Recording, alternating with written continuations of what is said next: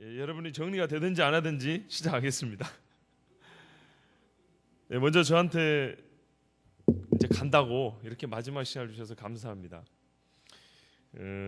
제가 오늘 할 특강은요, 우리 회장님이 그러셨어요. 별로 할 줄 아는 게 없는데요. 그랬더니 평상시에 갖고 있는 생각을 좀 말해달라 그러더라고요. 그래서 말 그대로 평상시에 갖고 있는 생각 한 토막을 말씀드릴 겁니다. 근데 그것이 뭐 순전히 제 생각은 아니고요. 어디서 다 주워 듣고 본 것들을 종합한 것들도 좀 있고 또 제 생각도 좀 있고 그렇습니다.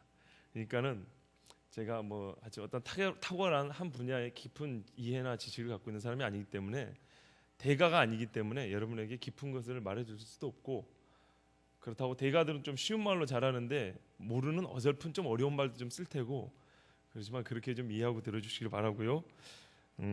또 제가 어떤 얘기를 하다가 조금 한쪽으로 치우치는 얘기 같다 그러면은 여러분 그냥 그렇게 이해하시면 됩니다. 오늘은 그냥 제가 말하고 싶은 어떤 주제에 관해서 좀 강조하는 의미다 그렇게 생각하시고, 다른 이야기는 하지 않는가, 다른 쪽은 모르는가, 그건 아닙니다. 뭐 그렇다고 제가 좀 뭐 당을 나눈다거나 팔을 나눈다거나 그런 얘기를 할 건 아니고요. 뭐 이 정도로 하면 될 것 같습니다. 그런데요, 한 가지 더 주의할 거는, 시작하기 전에 한 가지 더 주의하실 거는, 제가 어려운 말을 쓴다고 했는데 어렵다기보다는 좀 헷갈릴 겁니다. 헷갈리지 않도록 잘 유의해서 들으시면 됩니다. 자, 여기는 불 하나 켜주세요. 이쪽만. 그러면 이제 진짜로 한번 시작을 해보겠습니다. 제가 꽃향기를 한번 먼저 맡고 오겠습니다.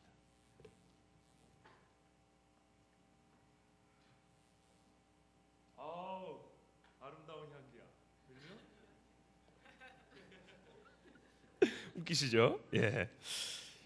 여러분, 저기 있는 꽃 참 아름답죠, 그죠? 아름답지 않으세요? 여러분이 한 가지 더 부탁은, 어설프기 때문에 여러분이 대답을 잘해 주셔야 이게 좀 자연스럽게 넘어갑니다. 자, 아름답죠? 아름다운 꽃입니다. 근데 제가 아까 여러분 앞에 먼저 아름다운 향기야라고 했을 때 약간 어색함을 느끼지 않으셨어요? 꽃을 보시고 아름답죠? 그러면은 어색하지 않고, 그렇게 생각할 수도 있고 안 할 수도 있지만, 꽃 향기가 아름답다라는 말은 동의를 하고 안 하고를 떠나서 뭔가 좀 어색한 느낌을 받게 됩니다. 그렇죠?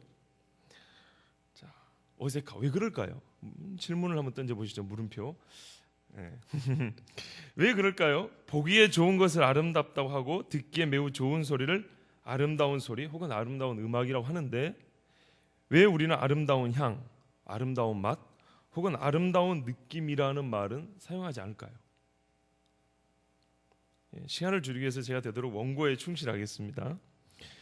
물론 우리의 언어 습관이나 언어의 그런 문화적 차이 때문에 그렇기도 하겠지만, 굳이 그 차이를 말해보자면 시각과 청각은 비물질적인 접촉으로 인해서 우리가 느끼게 됩니다. 어렵나요? 상대적으로 후각이나 미각이나 촉각은 보다 더 직접적인 물질적 접촉에 의해서 감각기관을 통해 느끼게 됩니다. 후각, 공기 속에 그 원자겠죠. 그 향들이 퍼져나가죠. 이 물질 세계죠. 타고 넘어갑니다. 그러면서 그 원자가 코 속으로 들어올 때 우리가 느끼게 됩니다. 직접적으로 닿죠. 맛도 내 입에 음식이 닿아야 느낄 수 있습니다. 근데 시각은요, 물론 그 광선이라는 게 있긴 하지만은 어떤 약간 비물질적입니다. 성각, 소리도 파동이죠. 진동이죠. 그런 차이가 있는 것 같습니다. 약간 좀 더 직접적인 물질적인 접촉 혹은 약간 좀 비물질적인 접촉, 그런 차이가 있는 것 같습니다. 그런데 그것이 어떤 본질적인 차이를 갖고 오는 것 같지는 않고, 물론 요즘에는 뭐 광고 문구 중에 아름다운 맛, 커피 광고에 그런 게 있다고 그래요. 그런 거 봤을 때 아름다운 맛이라는 게 문법적으로 틀리다거나 절대 사용하지 못할 말이라고 보지는 않습니다.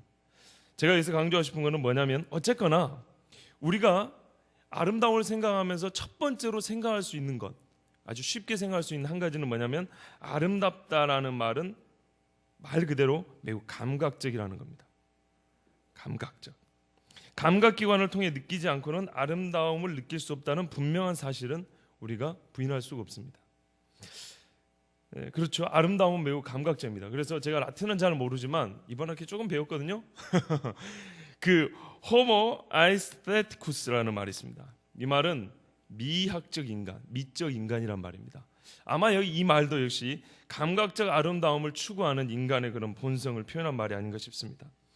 자, 만약에 여기 꽃이 두 송 있다 합시다. 우리 꽃으로 시작했으니까요. 시드는 꽃이 없어서 제가 할 수 없이 그냥 여러분에게 상상에 맡겼습니다. 자, 이쪽에는 활짝 피어 있는 꽃이 있습니다. 장미가 좀 활짝 피어서 뭐 흠잡을 데가 없는 꽃이 한 송이 있습니다. 여자친구에게 선물하기 위해서 특별히 주문한 꽃이죠. 이쪽에는 곧 말라 비틀어져서 이파리가 다 떨어지기 일보 직전입니다. 축 늘어져 가지고요. 이파리도 시들었고요. 잎이건 뭐 꽃잎이건 다 이렇게 막 떨어지기 일보 직전 그런 꽃이 있습니다.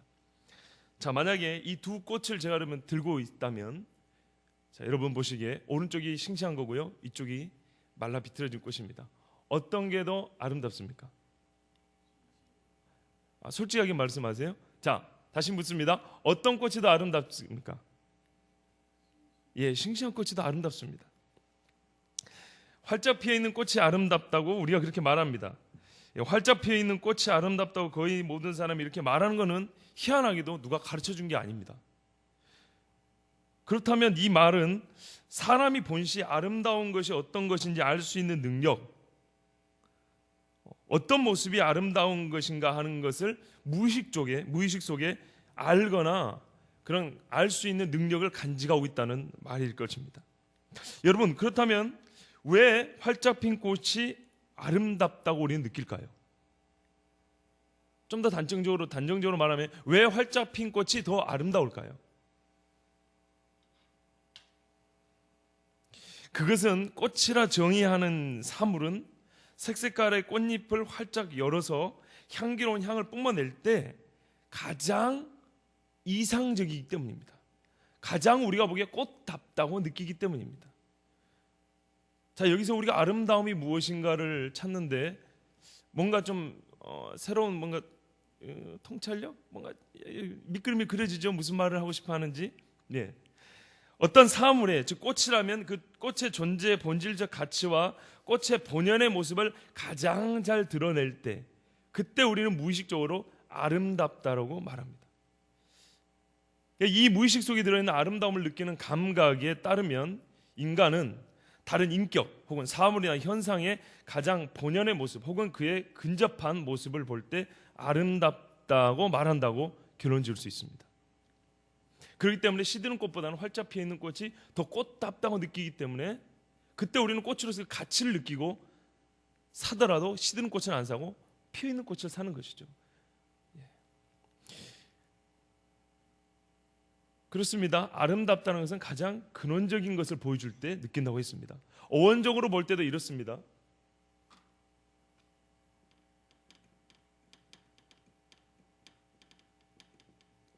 아름답다라는 이 형용사는요, 아름이라는 말과 답다라는 말의 결합입니다. 아름은 한자어로 밤율자의 우리말식 표현입니다. 예, 밤율자, 아름이라는 말입니다. 그래서 이 아름이 원래 아람입니다. 아람이 밤율자인데요. 이 아람 혹은 알이라는 말에 변용된 말입니다. 말이 변화된 게 이게 아름이란 말입니다. 무슨 말이냐면 우리말에 아람 분다라는 말이 있는데요. 이 말은 밤이 알이 잘 차가지고 잘 익어서 껍질이 저절로 벌어질 때 있죠. 그렇죠? 참 보기 좋죠. 그 모습을 아람 분다라고 말합니다. 속이 꽉 차 있는 모습입니다. 밤으로써 열매를 맺어 같이 있는데 그 열매를 충실하게 맺어 있는 모습을, 그래서 이게 자기 스스로 주체가 안 돼서 저절로 이렇게 껍질이 열려가지고 밖으로 나타내는 그 모습, 그것을 아람 분다라고 하고, 그때 그 아람의 변형이 아름입니다. 답다라는 말은 우리나라 말로 여실하다, 한자 말이죠. 여실, 같을 여의 열매 실자입니다. 실제와 같다. 같은 말로는 진여라고도 합니다. 진여, 진리와 같다 그 말입니다. 답다, 누구누구답다 그러죠. 그 사람의 이름에 가장 적합하다 그 말입니다. 이게 무슨 말입니까요? 아름답다. 밤이라면 마땅히 열매를 맺어야 하고 그 열매를 맺어서 충실히 그 본질적 가치, 본연의 모습을 가장 충실히 맺어서 그것을 자기 스스로 주체할 수 없어서 자연스럽게 나타나는 그 모습. 이게 밤의 실체, 그 진리에 가장 가까운 모습을 보일 때 아름답다라고 말한다는 겁니다. 자, 그렇다면 지금까지 제가 활짝 핀 꽃이 아름답다라고 말한 것도 잘못은 아니네요. 그렇죠. 아름답다는 어원이 그렇습니다.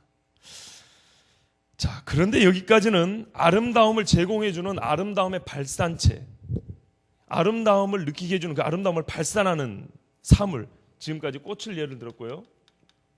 밤을 예로 들었습니다. 이거를 저는 아름다움의 발산체라고 하겠습니다.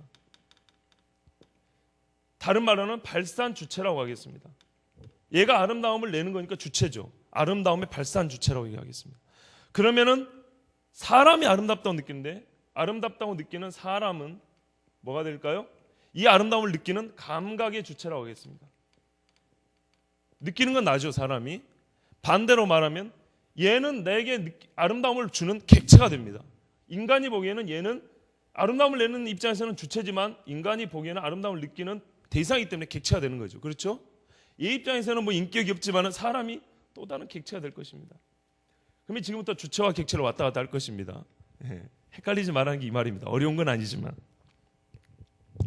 자, 지금까지 아름답다가 뭐냐라고 논의한 거는 아름다움을 제공해주는 아름다움의 발산체, 즉 예를 들면 꽃과 밤에 한정된 이야기입니다. 우리가 아름답다고 느끼는 객체에만 한정된 그런 아름답다. 어떤 것이 아름답다고 느껴지는가?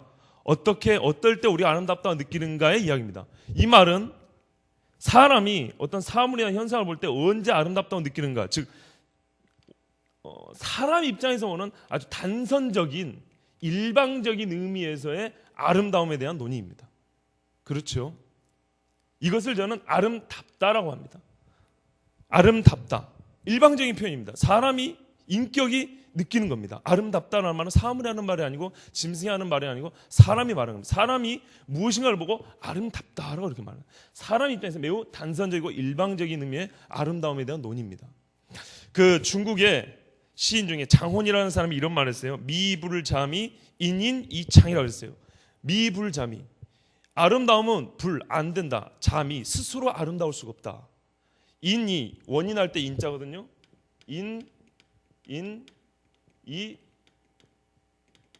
창이라 사람으로 말미암았을 때 밝게 빛난다, 드러난다 그 말입니다. 아름답다는 것은 스스로 아름답지 않습니다. 아무리 꽃이 아름다워도 우리나라 시에 이런 게 있죠. 그가 나를 불러줄 때 나는 그에게 꽃이 되었다. 꽃이 아무리 아름답지만 인간이 아름답다고 불러주지 않고 인정하지 않을 때 그거는 아름다움은 아닙니다. 아름다움을 갖고는 있지만 아름답다라고 불리지는 건 아닙니다. 인간이 인격체가 그걸 느껴줘야 합니다. 감각이죠. 그런 의미에서 지금까지는 아름답다 이야기인데 이제 우리가 하는 이야기는 제가 여러분에게 오늘 주제로 말한 그 이야기는 뭐냐면 아름답다가 아니고 뭐죠? 다움의 이야기입니다. 저는 오늘 여러분에게 아름다움을 얘기하려는 것이지 아름답다를 얘기하려는 게 아닙니다. 무슨 말일까요?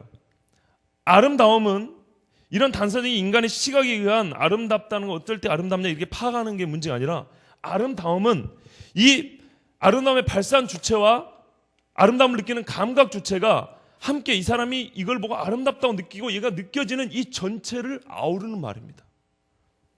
제 정의는 그렇습니다. 그래서 저는 이 함께 어우름으로서의 아름다움을 여러분에게 얘기하려고 합니다.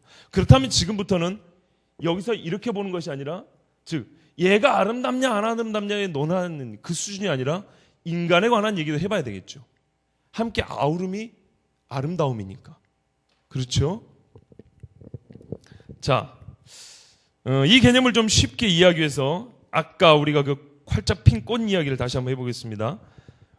우리는 활짝 핀 꽃이 더 아름답다라고 여러분 말했습니다. 아름다움이 무엇이라고 제가 아직 정의를 내리지 않았습니다. 그런데 저에게 질문을 물론 질문 시간을 안 줬지만 궁금증도 가지지 않고 매우 어색하다는 생각도 없이 그냥 여러분 아름답다고 느끼시고 오니까 예 그랬습니다. 그런데 여러분 또 이런 말도 잘합니다. 사람에 따라 느낌이 다르지 않습니까? 이런 말 잘하거든요. 그런데 여러분 공통적으로 아름답다라고 느끼시고 오니까 예 그랬어요. 이게 무슨 말일까요? 자기 편할 대로 함부로 그냥 쉽게 말하는 건가요? 그건 아니고요. 사람은 매우 주관적이지만 그 주관적 감각에도 보편성이 있습니다. 이걸 이른바요 주관적 보편성이라고 합니다. 사람의 느낌은 매우 주관적입니다. 그러나 대개 똑같진 않아도 대개 80, 90%는 비슷합니다. 같습니다. 꼭 아버지가 돌아가셔야 봐야만 아버지가 돌아간 아이의 마음을 이해하는 거 아닙니다. 엄마가 돌아가셔도 알고요. 친한 친구가 죽어도 아는 겁니다. 그리고 슬픔이 뭐냐? 굳이 그거를 뭐 아주 어려운 개념으로 설명하지 않아도 대개 압니다. 아까 말했듯이 무의식적으로 그런 능력이 있습니다. 주관적 보편성을 갖고 있습니다. 자, 그래서 보통 사람이라면 공통되거나 혹은 유사하게 아름다움을 느끼는 현상에 대해 아름답지 않다고 끝까지 우기거나 혹은 반대로 추하다고 하는 사람 혹은 아름다운 것을 부정하고 느끼지 못하는 사람들에게 우리는 이런 표현을 합니다. 너 바보 아니야? 그것도 못 느껴? 좀 순화된 표현으로는 정신세계가 독특하다. 그리고 85년대에 나온 영화 제목을 말하자면 또라이라고 그러죠. 네, 또라이라고 합니다. 자, 뭔가 좀 잡히는 게 있는지 모르셨어요? 혹은 좀 더 순화된 표현으로는 감정이 메마른 사람 이렇게 표현합니다. 모두가 느끼는데 못 느낀다면. 어떤 윤리학자는 이런 말을 했어요. 모두가 보면서 우는 눈물을 흘리는 영화를 보고 눈물 한 번 흘리지 못한 사람은 악한 사람이라고. 좀 독설이긴 하지만 비슷한 맥락입니다. 자, 아름다움을 느끼는 데는 아름다움을 발산하는 주체, 즉 우리가 아름다움을 느끼기 위해 바라보는 객체에게만 그 책임이 전적으로 있는 게 아니라 감각의 주체인 사람에게도 그 책임이 있다는 사실입니다. 똑같은 사물이나 현상이지만 어떤 이는 유별나게 아름다움을 크게 느끼고 어떤 이는 이상할 정도로 아름다움을 느끼지 못합니다. 혹은 그 아름다움을 부정합니다. 왜 그럴까요? 사람의 얘기입니다. 왜 그럴까요? 자, 이제 다시 처음으로 한번 돌아보면요. 제가 처음에 아름다움이 감각기관을 통해서 느껴지는데 희한하게도 아름답다는 말은 시각과 청각에만 붙인다고 했습니다. 직접적인 연관은 없습니다. 뭐 비물질이니 물질이 어쩌고 이렇게 했는데요. 직접적인 연관은 없지만 굳이 억지로라도 연결선을 한번 찾아보면 사물의 가장 본연의 모습을 알아채는 능력, 이것은 감각을 초월한 보이지 않는 어떤 힘이라는 겁니다. 아름다움을 느끼는 능력은 아름다움을 가지지 않고는 불가능하다는 얘기입니다. 즉 내 안에 아름다움의 능력이 없고서는 그 아름다움을 느낄 수 없다는 겁니다. 좀 미학을 공부한 심광석 박사라는 분이 이런 말을 했어요. 나는 아름다움에서 대상을 볼 뿐만 아니라 대상을 바라보는 나를 보는 것이다. 아름다움은 나와 대상, 주체와 객체 이 양자의 만남인 것이다. 이분도 역시 하나의 아우름을 아름다움이라고 그랬어요. 그렇기 때문에 내가 이것을 아름답다고 느낀다는 것은 내가 이것을 아름답다고 느끼는 만큼 내가 아름답다는 말입니다. 이분이 말이 그런 의미입니다. 자, 객체와 주체의 어우름으로서 아름다움에서 어느 한쪽은 결코 배제되지 않습니다. 만약 인간이 본연의 아름다움을 찾는 인간이 본연의 아름다움을 갖고 있지 못하다면 혹은 그 아름다움을 잃어버리면 잃어버릴수록 다른 사물이나 인격 혹은 현상에서 아름다움을 느끼기는 점점 더 어려워집니다. 자, 예를 들어볼까요? 태초의 인간인 아담은 모든 사람에게 이름을 지어줬습니다. 그냥 막무가내로 지어준 게 아닙니다. 대단한 그 이성, 어떤 그 지적인 능력을 갖고 있기도 했지만은 이 사람은 사물의 그 아름다움을 꿰뚫어보는 눈이 있었던 겁니다. 가장 적절한 이름을 붙여줬습니다. 뿐만 아니라 우리가 성인이라는 성 프란체스코는 꽃과 들짐승하고도 대화를 나눴다는 그런 얘기가 있습니다. 거짓말은 아닌 것 같습니다. 그리고 깨끗한 영성을 지닌 수많은 성인들, 그 사람들 보통 사람들보다 더 민감하게 아름다움을 느꼈다고, 혹은 또 우리가 시인들, 문학가들을 보면 그런 걸 들을 수가 있습니다. 특별히 우리가 신앙인으로서 이런 말 들어보셨을 겁니다.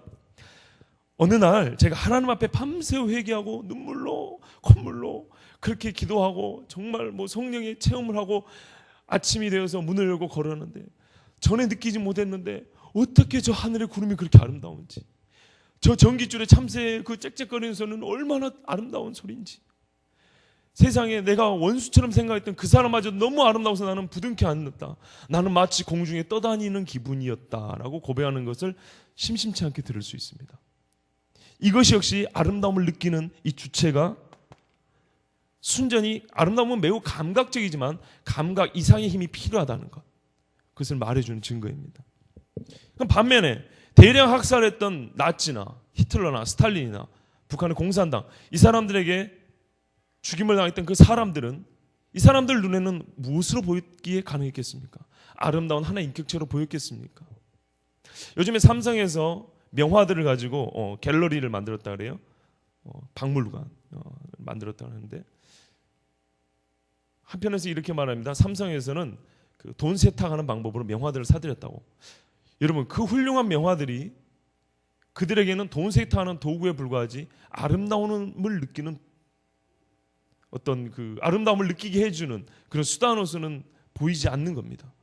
사람의 마음이 어떠냐에 따라서 명화가 정말 감탄을 자아내는 명화의 가치가 그대로 느껴지는 가 하면, 어떤 사람은 돈 세탁하는 좋은 수단에 불과한 겁니다. 디모데후서 1장 14절에 우리 안에 거하시는 성령으로 말미암아 내게 부탁한 아름다운 것을 지키라는 말씀이 있습니다. 번역이 잘못되는지 어쩐지는 모르지만 하나님께서 성령으로 말미암아 우리에게 아름다운 것을 부탁하셨다고 합니다. 자, 아름다운 것 우리에게 부탁하셨다고 하는데 그것이 어떤 물건일까요? 그러니까 던져주면서 나 부탁한다 그랬을까요? 아니죠. 이 말은 제 해석에 따르면 나와 분리된 다른 어떤 것일 수도 있지만 동시에 나에게 심어놓은, 내 속에 담아놓은 아름다움을 말한다고 생각합니다. 성령으로 말미암아, 즉 이 아름다운 것을 지킬 힘은 성령으로부터 나오며 동시에 아름다운 것을 부탁하는 일에도 역시 성령의 관여가 있었다는 말이라고 저는 생각합니다. 다시 말하면 인간에게 하나님께서 그의 영으로 아름다운 것을 심어주셨고 그의 영으로 그것을 지킬 수 있게 하셨다는 말입니다. 그러므로 인간이 하나님의 영에 충만하면 할수록 스스로 아름답게 변하고 아름다운 것을 아름답게 느끼는 삶이 더 풍성해진다는 말로 저는 해석을 합니다. 그래서 우리는 아름답게 살기 위해서 이 꽃이 문제가 아니라 내가 이것을 제대로 느끼기 위해서는 뭐가 필요하면 영적 감각의 회복이 필요합니다. 이름하여 영적 실제들에게는 영적 지각 중추가 있다고 말을 합니다. 예를 들자면 성경에도 이런 표현이 많이 있습니다. 아주 감각적으로 어떤 영적인 그 느낌들을 표현하는데요. 너희는 여호와의 선하심을 맛보아할지어다. 미각적으로 표현했습니다. 내 눈을 열어서 주의 법의 기이한 것을 보게 하소서. 시각적이죠. 그러나 너희 눈은 봄으로 너희 귀는 들음으로 복이 있도다. 청각이죠. 태초에 있는 생명의 말씀에 관해 우리가 들은 바여 눈으로 본 바여 주목하고 우리 손으로 만진 바라. 이렇게 아주 감각적으로 하나님께서 영적 세계를 표현해 됐습니다. 좀 건조해서 목이 막히네요. 자, 초대교회의 교보 오리게네스는 이렇게 말했죠. 신체의 미각과 시각이 있듯이 영혼도 그리하다. 육체의 감각이 썩으면 아무것도 받아들일 수 없듯이 영적인 감각을 잃어버리면 하나님을 볼 수도, 말씀을 들을 수도, 그리스도의 향기를 맡을 수도, 하나님의 말씀의 좋음을 맛볼 수도 없다. 그런 사람은 죽은 것이나 다름없다. 적은 바로 자신의 마음에서부터 온다. 그랬습니다. 보세요. 영적 감각을 잃어버리면 하나님 말씀의 좋음, 즉 좋고 나쁨을 분별할 수 없다. 훌륭한 어른이 이렇게 표현해놨습니다. 자, 여기까지 이 두 주체를 어우르는 아름다움, 여기까지 아름다움이 무엇인가 하고 종합해보면 제 정의에 의하면 좀 긴 걸 간단하게 줄였는데요. 한 인간이 말하는 아름다움은 인간이 느끼는, 인간이 다른 인격, 다른 사람 혹은 다른 사물, 현상과의 관계에서 나와 너의 어느 한쪽도 배제하지 않는 나와 너의 본연의 모습을 발견하면서 맛보는 일종의 쾌감이다. 즐겁습니다. 아름다움을 느낄 때. 근데 이 쾌감 앞에 수식어를 굳이 붙이면 감각적 쾌감이다. 조금 더 뭔가 있는 듯한 수식어를 붙이면 숭고한 쾌감이다. 이렇게 저는 정의합니다. 다시 말씀드리면 아름다움은 인간이 다른 인격, 사물과 현상과의 관계에서 나와 너의 본연의 모습을 발견하며 맛보는 숭고한 쾌감이다. 이것은 저의 정의입니다. 제 생각을 말하라 그랬으니까 여러분 동의하든 안 하든 상관없습니다. 오늘 저는 여러분에게 제 생각을 완전 설득한다거나 동의를 얻어낸다는 게 아니라 여러분이 아름다움에 대해서 한 번쯤 더 생각하기 위한 어떤 계기를 마련해 주는 데 의미가 있기 때문입니다. 자, 그럼 계속 여행을 한번 떠나보겠습니다. 아까 아름다움은 제 정의에 의하면 일종의 쾌감이라고 그랬습니다. 그런데 쾌감이기 때문에 감각기관을 통하기 때문에 그 자극의 정도에 따라 쾌감의 정도도 다를 것입니다. 그렇죠. 예를 들자면 누군가 노숙자에게 빵과 우유를 나눠주고 외투를 벗어주는 게 한번 인터넷에 참 크게 회자된 적이 있었는데 아름다운 모습입니다. 근데 어제가 그제 형이 술 취한 동생이 지하철 선로에 떨어지자 구하려고 들어갔다 죽었어요. 더 아름답다고 우리는 느낍니다. 옛날에 일본에서 몇 년 전에 한국 사람이 일본 사람을 구하려고 선로에 뛰어들어가지고 구하고 자기는 죽은 일이 있었어요. 이름은 모르겠는데 너무나 아름다웠기 때문에 일본 사람이 국민적 감정, 정서에 배반하는 일을 했어요. 그 사람을 한국 사람인데도 불구하고 아주 그냥 칭송하고 뭐 기리고 그런 일이 있었습니다. 마찬가지로 우리나라도 소도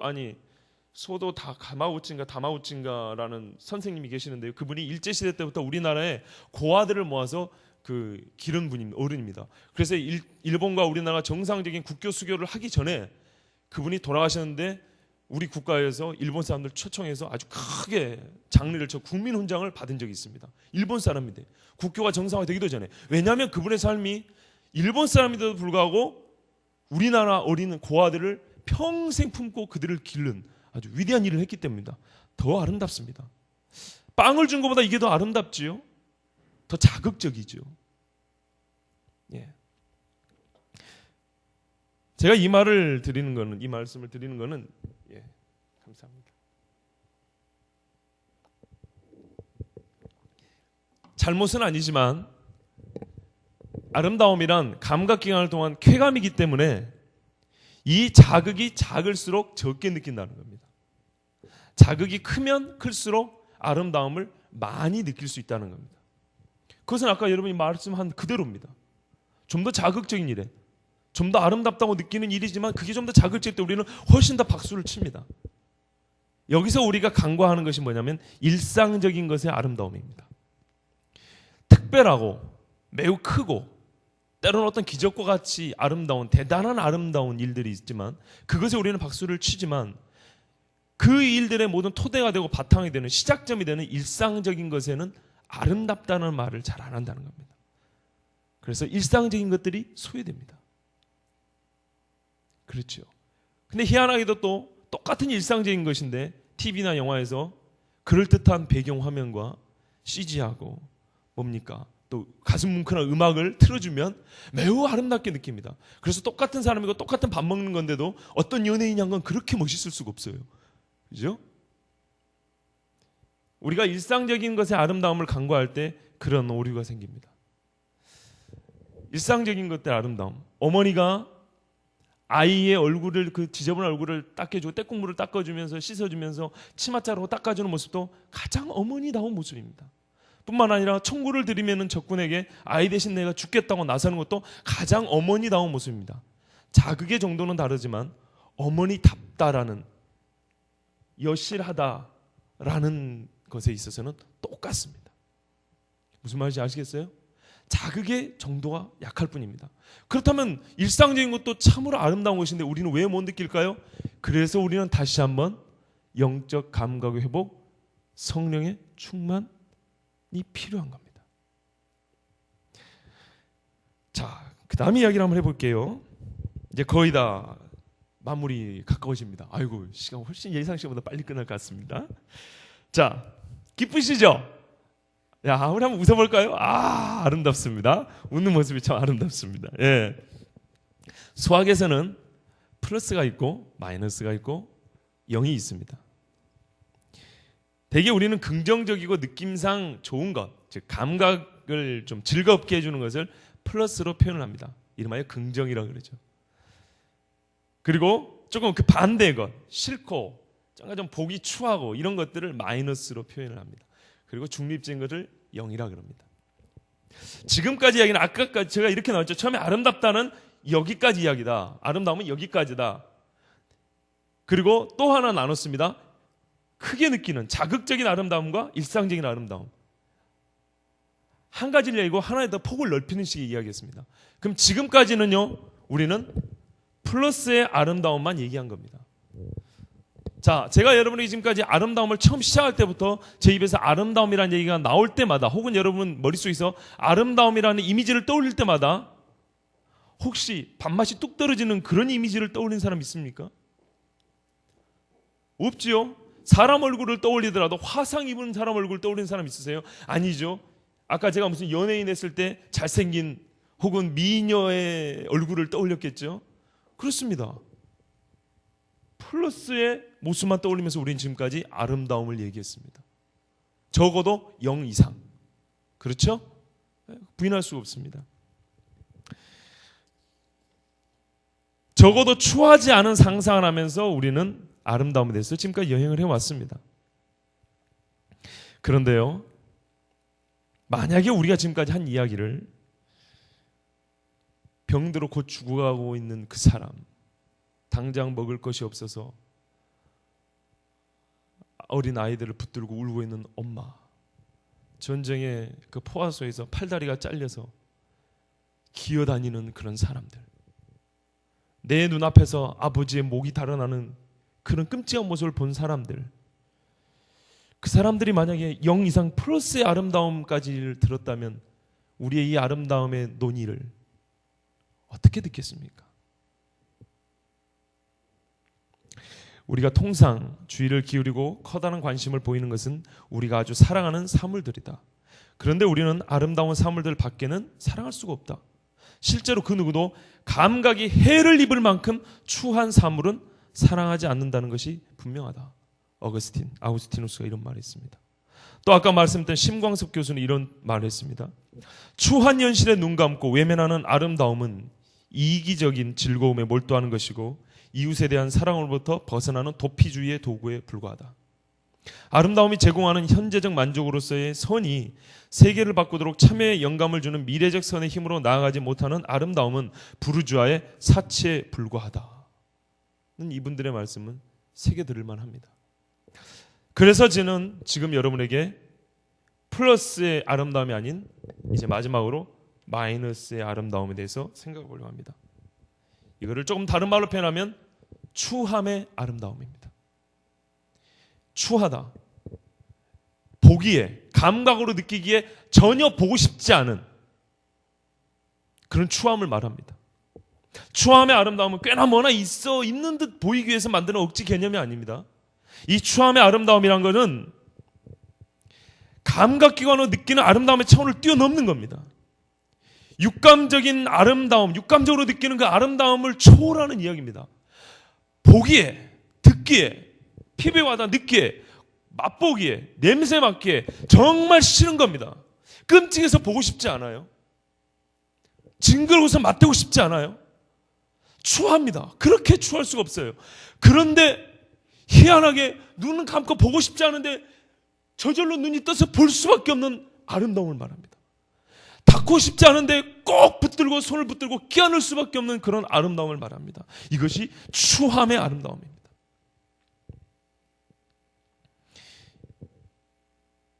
감각기관으로 느끼는 아름다움의 차원을 뛰어넘어서 내 영혼과 내 육체를 휘감아 돌아와서 나를 쓰러뜨리고야만은, 이 감각으로 느끼는 아름다움의 그 수준을 쓰러뜨리고야만은 그 어떤 영혼의 떨림을 맛보는 그 충격파, 빵! 한방 징소리가 바로 귀에서 울리는 것 같은 엄청난 그 성문을 깨뜨리는 큰 나무들이 이겨와서 내 가슴을 쾅 치는 것 같은, 바다에 해일이 일어나서 바다를 그 해변을 샥 쓸어버리는 것 같은, 도저히 내가 거부할 수 없는 이 속에서부터 빛이 뿜어져 나오는 그런 아름다움입니다. 그래서 이 속에서 나오는 빛이 뿜어져 나오기 때문에 환한 조명에서는 얼굴이 잡티 하나도 안 보이죠?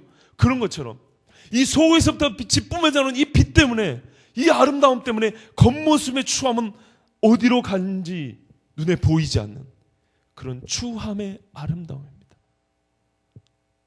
그럴 때 아까 말한 그런 소외된 사람들에게도 아름다움은 통하게 되고 그들에게도 아름다움이 아름답게 느껴지는 겁니다. 그 아름다움이 힘이 되는 겁니다. 여러분, 그럼 이 추함의 아름다움, 즉 아름다움의 절정, 극치, 수많은 명화나 아름다운 경관들 감히 명함도 못 내면 이 터져 나오는 영혼을 떨리게 하는 그 아름다움의 극치, 절정은 어디서 볼 수 있습니까? 어디서 볼 수 있습니까? 예수 그리스도, 그분의 십자가에서 볼 수 있습니다.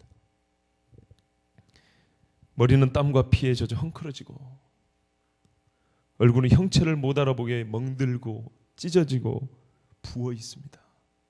눈을 뜰 수가 없습니다. 잠을 못 잤기 때문에 눈은 빨갛게 충혈되어 있고 곧 비오듯이 눈물이 막 쏟아져 내릴 것 같습니다.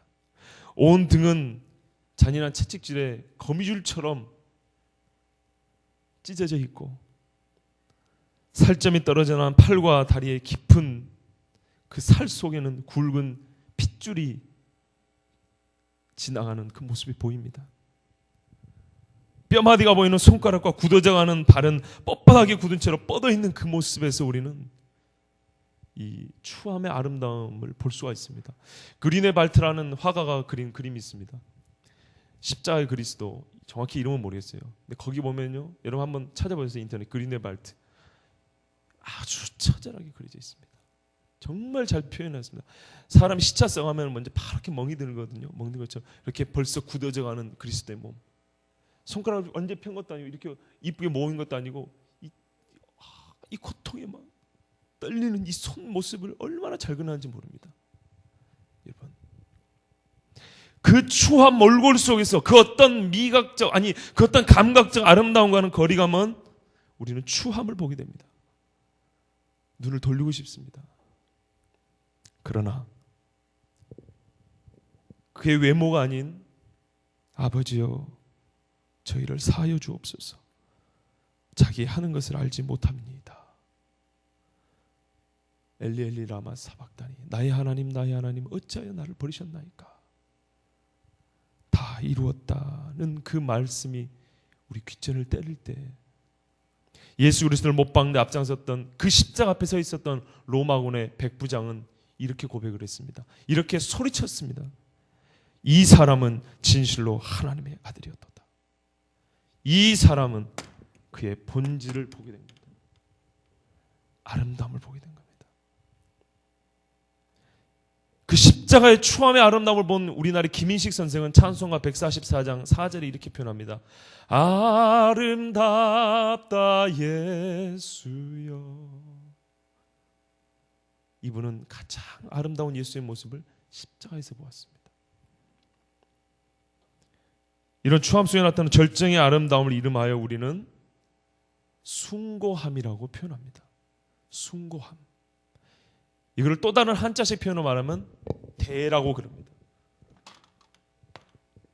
이거는 한번 적어보겠습니다. 대, 크다라는 말이죠. 단순히 사이즈가 크다는 게 아닙니다.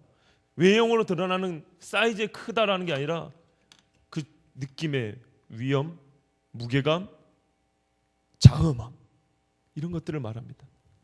중국의 장법이라는 사람이, 장파라고 하는 장법이라는 사람이, 표현이 이거 맞나? 이런 말을 했습니다. 내가 까먹었는데. 아하, 예. 미즉 미의, 아직 아니다. 그러나 이미 맞아. 외웠는데요. 앞에 나오니까 생각이 안 나네요. 이미 대야라. 여기까지만 보면요. 아름다운 것은 즉 아름다울 뿐이다. 아름답다는 것은 아름다울 뿐이다. 그러나 아직 대는 아니다. 숭고함은 아니다. 아시겠습니까? 추함의 아름다움, 그 속에서부터 뻗어나오는 대라고 부를 수, 크다라고 말할 수 있는 그 정도는 아니다.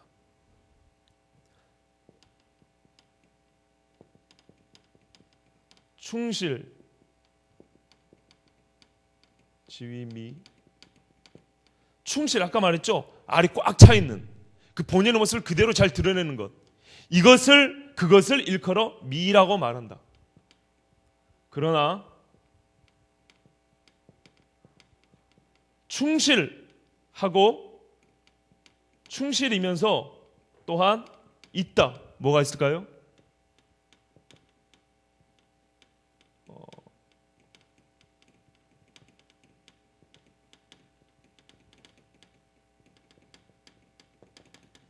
충실하면서, 즉 아름다우면서 또한 광채가 있는 것을 이름하여 대라고 부른다. 기독교인도 아닌 사람이 아름다움의 그 깊은 것들을 통찰했습니다. 아름다운 것은 단지 아름다울 뿐이다. 그러나 아직 대라고 부를 수 있는 거 아니다. 숭고하다고 부를 수는 없다. 충실한 것을 아름다우라고 부르지만 충실하면서 또한 빛이 뿜어져 나오는 그것을 우리는 아름다움의 극치 대라고 부른다. 자, 여러분, 그리스도인이란 무릇 십자가 위에 예수 그리스도의 숭고한 아름다움을 느끼고 그와 같이 아름답게 사는 사람들입니다. 폭포에서 물은 가장 자연스럽고 가장 적절하게 떨어집니다. 그래서 아름답습니다. 피가 난 자에서 때론 잔인하게 느껴지지만 야생에서는 야수 등 큰 사자 같은 짐승들이 가젤 같은 거 잡아먹는 모습 잔인하지만 그게 그들에게는 가장 본연의 모습이기 때문에 아름답습니다.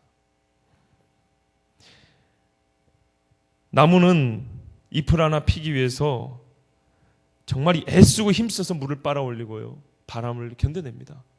그게 나무입니다. 아름답습니다.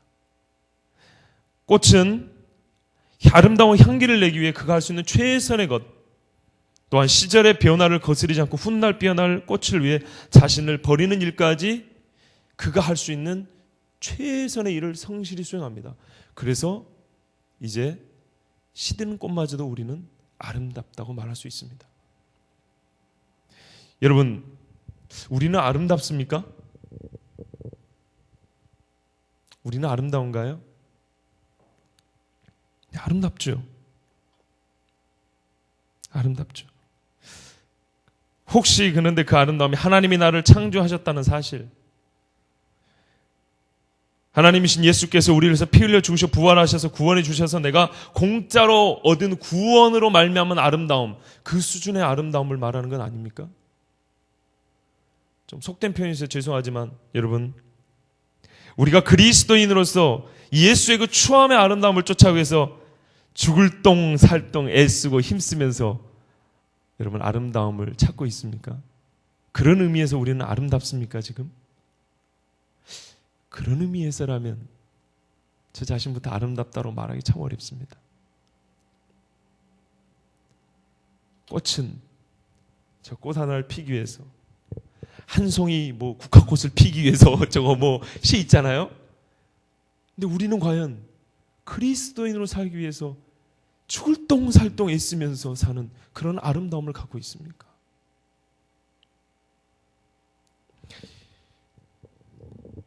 공짜로 얻은 아름다움은 아름다울 뿐입니다.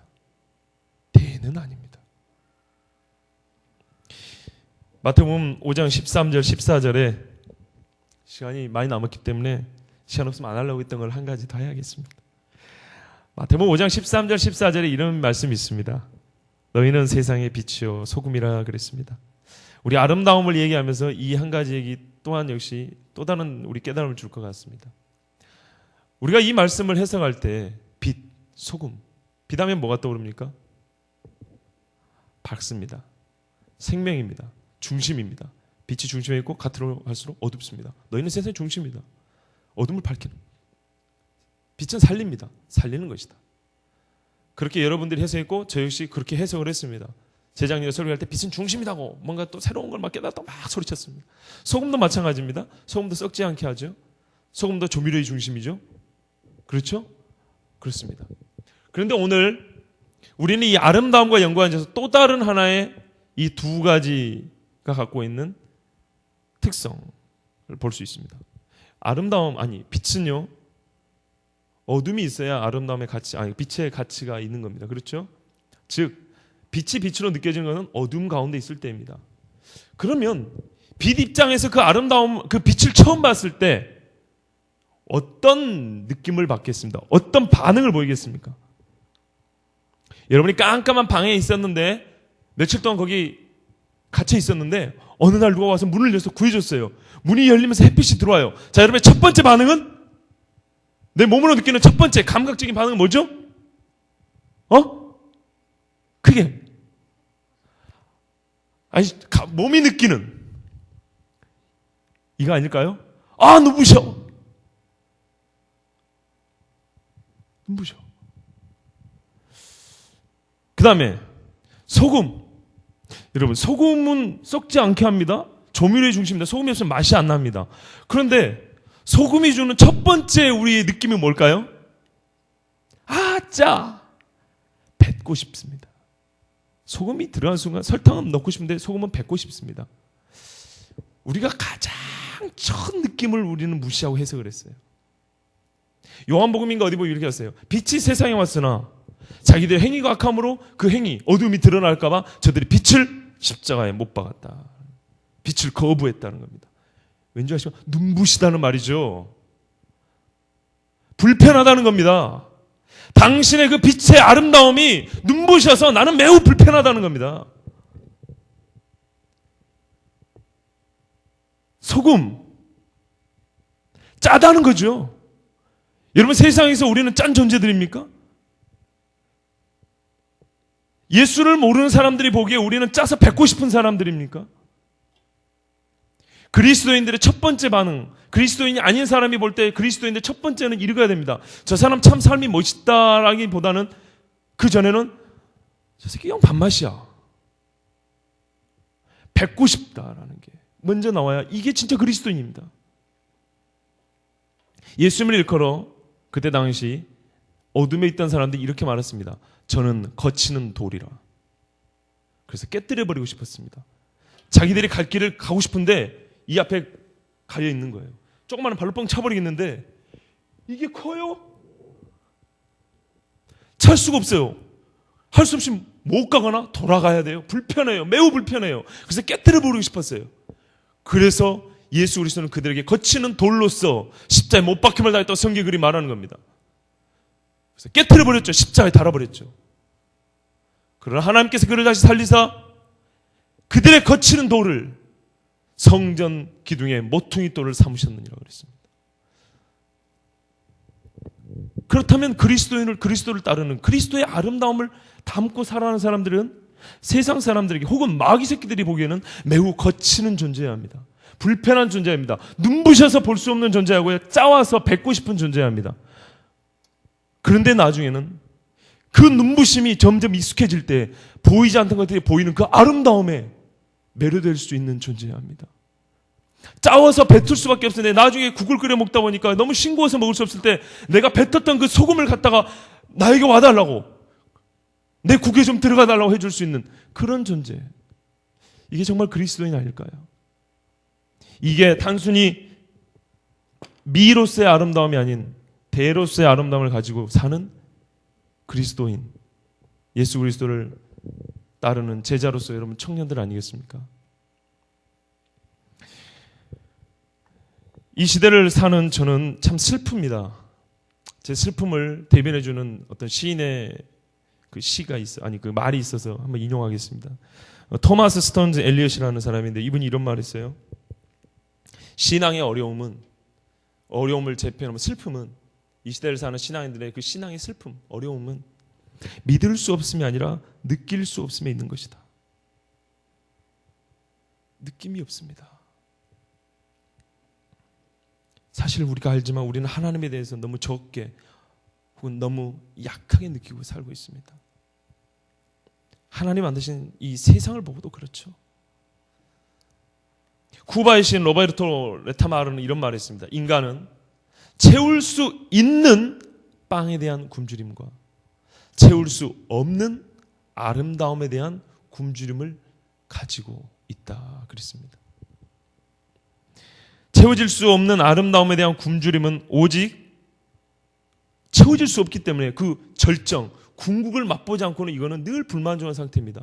그러므로 아름다움에 대한 그 굶주림은 오직 아름다움의 절정이요 완전이신 하나님 십자가의 예수 그리스도를 볼 때야 해소될 수 있고 만족할 수 있습니다. 이는 성령께서 우리의 마음을 정결케 하셔야 내가 정결하게 볼 수 있듯이 성령께서 우리의 마음을 정결케 하셔야 가능한 아름다움입니다. 그래서 아마 마태복음 5장 8절에 이런 말씀이 어떤 같은 맥락에서 이렇게 기록되어 있지 않나 싶습니다. 마음이 청결한 자는 복이 있나니 저희가 하나님을 볼 것이며 아름다움의 완전을 볼 것이요. 이와 같이 너희 빛을 사람 앞에 비추게 하여 너희의 아름다움을 사람 앞에 비추게 하여 저희로 너희 착한 행실을 보고 저희로 너희 아름다움을 보고 하늘에 계신 너희 아버지께 영광을 돌리게 하라. 마태복음 5장 16절은 말씀합니다. 이런 말씀과 같이 아름다운 삶을 살기를 원하는 우리 모두가 정말 그 뜻한 바를 이루시길 바라고요. 마치면서 아우구스티누스가 하나님의 아름다움을 찬양한 그 한마디를 제가 다시 한번 여러분에게 들려드리면서 강의를 마치겠습니다. 없는 건데요, 제가 만들었습니다. 앞에 두 마디는 Deus est summum bonum pulchritudo pulchrilorum omnium. 하나님은 최고의 선이며 모든 아름다운 것들 중에 아름다움이시로다. 아멘. 기도하겠습니다. 오늘도 우리 가운데 거하시고 우리를 아름답게 만드시고 아름답게 지키시는 하나님 감사합니다. 우리가 아름답지 못해서 하나님의 아름다움을 보지 못하고 하나님께서 만드시고 다스리시는 이 세계와 다른 사람과 다른 피조물들의 아름다움을 보지 못함을 주여 우리를 용서하시고 불쌍히 여기사 이제 우리가 성령께서 함께 하시고 성령께서 조명하여 주심으로 하나님의 아름다움을 알고 다른 모든 인격과 사물과 현상의 아름다움을 보며 이 땅에서 참으로 아름다운 그리스도의 사람들로서 살게 하여 주시옵소서. 오늘도 부족한 종의 무지한 입술 가운데 함께 하시고 제가 생각한 것보다 우리에게 더 많은 것들을 깨우쳐 주신 아버지께 감사드리며 우리 주 예수 그리스도 이름으로 기도드리옵나이다. 아멘.